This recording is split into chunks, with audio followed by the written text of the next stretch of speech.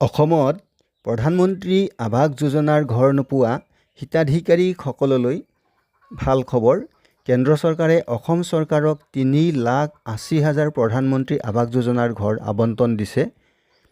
আৰু এতিয়া অসম চৰকাৰে আৰু এদিনৰ পিছতেই অৰ্থাৎ 19 মাৰ্চৰ দিনাখনেই সমগ্ৰ ৰাজ্যতে 3,80,000 হিতাধিকাৰীৰ বেংক একাউণ্টত প্ৰথম কিস্তিৰ ধন 1,30,000 টকাকৈ প্ৰদান কৰিব।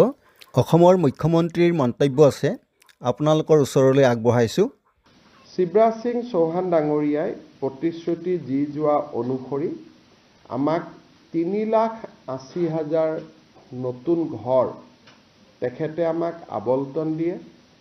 আৰু আমি আপোনালোকক জনাবলৈ পাই ভাল পাইছোঁ যে অহা 19 তাৰিখে সমগ্ৰ ৰাজ্যজুৰি অনুষ্ঠিত হ'বলগীয়া এক সমাৰোহৰ জৰিয়তে আমি এই 3,80,000 হিতাধিকাৰীৰ ঘৰ বনাবৰ বাবে তেওঁলোকৰ প্ৰথম যিটো কিস্তি বুলি কয় তাক আমি হিতাধিকাৰীসকলৰ বেংক একাউণ্টলৈকে ট্ৰান্সফাৰ কৰিম।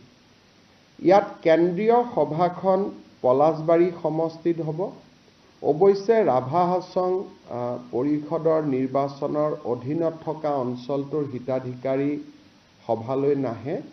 বাকী পলাশবাৰী, হাজো, শুৱালকুছি, ছয়গাঁও, বকুৰ, ৰাভা হাছঙৰ নিৰ্বাচন নথকা অঞ্চলবিলাকৰ হিতাধিকাৰীৰে পঞ্চায়ত মন্ত্ৰী ৰঞ্জিত দাস ডাঙৰীয়া আৰু মোৰ উপস্থিতিত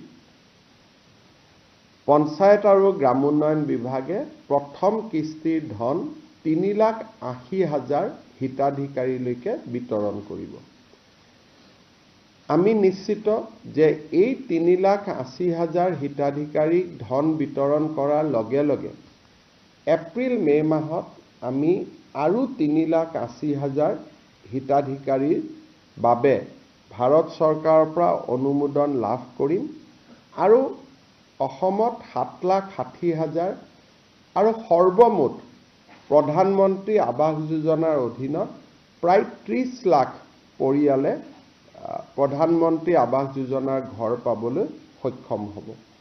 ইতিমধ্যে প্ৰায় 22 লাখ পৰিয়ালে ঘৰ পাইছে বা ঘৰ নিৰ্মাণৰ কাম চলি আছে।